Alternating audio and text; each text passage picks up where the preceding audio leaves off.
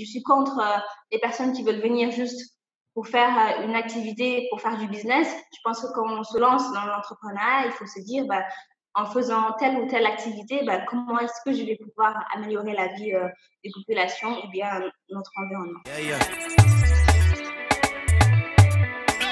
Yeah, yeah.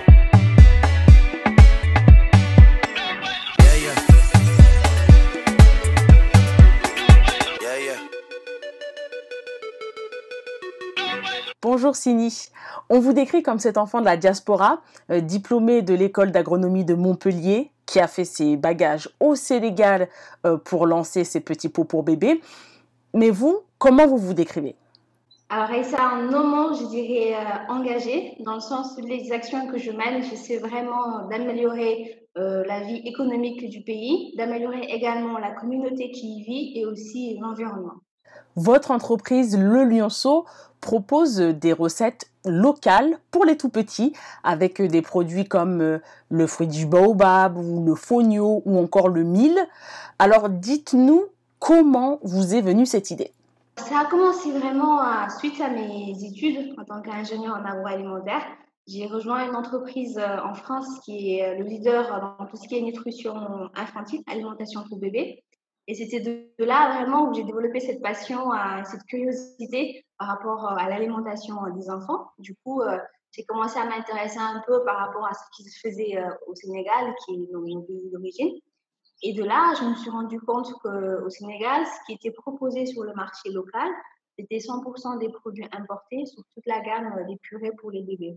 Alors qu'on a énormément de ressources agricoles qui sont riches nutritionnellement, comme le fruit de baobab que vous venez de citer. Je me suis dit, pourquoi ne pas les valoriser et donc proposer des purées pour les bébés qui soient adaptées nutritionnellement aux enfants et qui soient adaptées également aux habitudes de consommation locales. Et cela va permettre aussi d'améliorer les revenus des producteurs. Le continent, et notamment l'Afrique de l'Ouest, où vous êtes en ce moment, fait face à des problèmes de malnutrition, à d'énormément de produits importés, mais aussi et surtout de pertes agricoles locales. Alors, Sini, quelle est votre stratégie sur ce dernier point? Alors, la stratégie, c'était vraiment de trouver des partenariats, notamment auprès des producteurs locaux et aussi des groupements de femmes. Parce que nous, aujourd'hui, toutes les recettes que nous proposons, l'objectif, c'est vraiment de se sourcer localement, ce qui va permettre de proposer aux agriculteurs de nouveaux marchés. Et donc, l'objectif, c'était de s'associer à des groupements de producteurs qui font une agriculture bio, une agriculture respectueuse de l'environnement. Parce que quand on parle d'alimentation pour bébé, il y a énormément de contraintes. Il faut savoir d'où viennent les matières premières, comment ça a été cultivé, pouvoir les tracer. Et donc, l'idée, c'était vraiment de pouvoir s'associer à ces communautés et donc derrière, de pouvoir proposer des produits qui répondent aux besoins nutritionnels des enfants. Merci Sini d'avoir rappelé que la qualité de l'alimentation des bébés, c'est un élément important, que l'enfant a besoin d'une alimentation saine pour grandir et se développer. Et c'est aussi comme ça qu'on prévient à court et à long terme les problèmes de santé. La priorité pour vous, Sini, c'est la qualité des produits ou c'est le prix? C'est vraiment les deux, dans le sens où, comme je disais tout à l'heure, quand on est dans le secteur des aliments pour bébés, c'est très très normé. C'est le secteur le plus normé dans tout le secteur de l'agroalimentaire. Donc, il faut savoir d'où viennent les matières premières, pouvoir les tracer. Et donc, bien sûr, la qualité. Mais je vais même rajouter la qualité nutritionnelle également. Parce qu'aujourd'hui, un des challenges qu'on a, c'est de pouvoir proposer des produits qui allient à la fois une bonne qualité nutritionnelle et aussi une bonne qualité gustative. Donc, par exemple, aujourd'hui, dans nos formulations, on ne met pas de sucre ajouté ni de sel ajouté, ce côté nutritionnel. Mais après, derrière, pour pouvoir proposer des produits qui, quand le bébé va manger, va vouloir en redemander. Donc, ça, c'est vraiment un gros challenge. Et donc, il faut avoir des matières premières de qualité. Et bien sûr, la transformation doit se faire dans des normes d'hygiène. Mais aussi, le prix, c'est un élément très important dans le sens où c'est toujours un facteur déterminant de l'acte d'achat des produits. Du coup, il faut pouvoir allier à la fois des produits qui soient bons nutritionnellement, sanitairement et aussi à un prix accessible. On sait tous que chaque entrepreneur sur son parcours rencontre des obstacles. Vous, Sini, vous êtes une femme d'une vingtaine d'années. Est-ce que votre statut de jeune femme vous a mis face à des difficultés particulières? Alors, j'avoue que quand même, aujourd'hui, quand on est une femme entrepreneur, notamment sur le continent, il y a quand même pas mal de dispositifs d'accompagnement dans l'entrepreneuriat. Donc, on peut se faire accompagner par plusieurs structures, notamment il y a des concours d'entrepreneuriat pour les femmes. Donc, moi, aujourd'hui, en tant que femme entrepreneur, il y a quand même pas mal d'avantages, il faut le dire. Après, c'est sûr que quand on est vraiment dans le vif du sujet, il faut quand même avouer que dans l'entrepreneuriat d'une manière générale, c'est un milieu qui est très masculin. Et du coup, quand on est femme, en plus jeune femme entrepreneur, il faut pouvoir s'assumer parce que souvent, malheureusement, hein, les gens, ils ont plus l'habitude à écouter les hommes qui parlent. Donc, quand c'est une femme qui doit venir parler, qui doit venir discuter des prix, tout ça, il faut toujours faire beaucoup plus d'efforts pour pouvoir se faire entendre.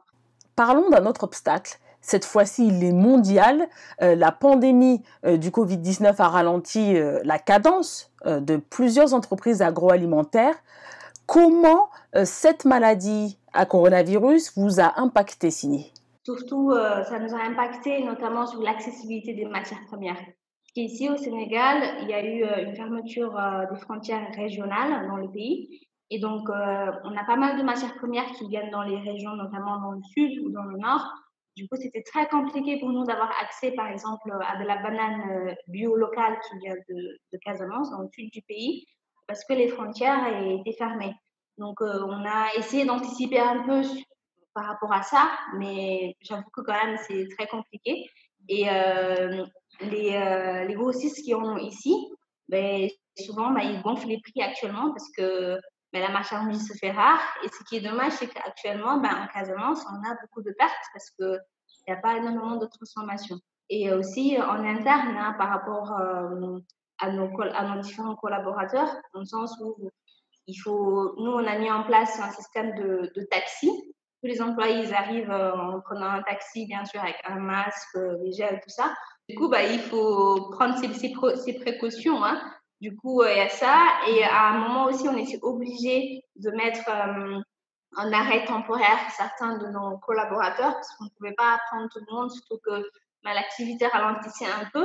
Et nous, en interne, ça nous a permis aussi de mieux nous organiser, de refaire quelques travaux, d'installer des machines, de faire des installations électriques.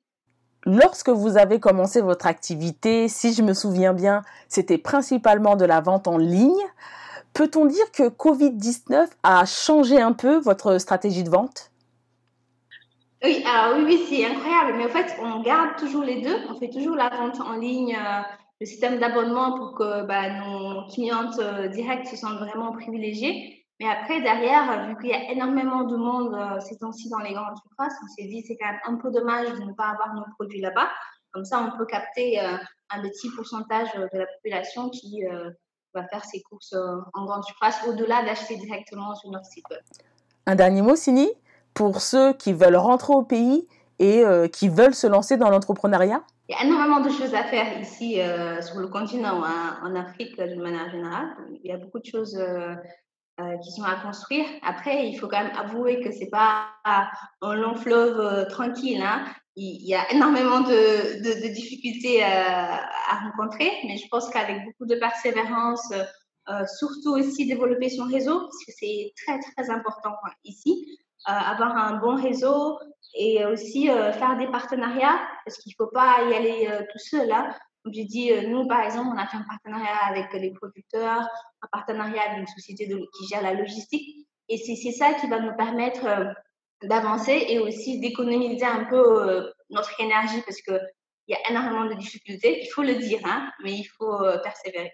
Et savoir aussi où est-ce qu'on va aller, hein, parce que moi, je suis contre les personnes qui veulent venir juste pour faire une activité, pour faire du business. Je pense que quand on se lance dans l'entrepreneuriat, il faut se dire, en faisant telle ou telle activité, comment est-ce que je vais pouvoir améliorer la vie des populations ou bien notre environnement. Il faut qu'on revoie, nous tous, notre système de consommation, nos habitudes de consommation pour pouvoir améliorer notre environnement, surtout quand on voit tout ce qui se passe actuellement.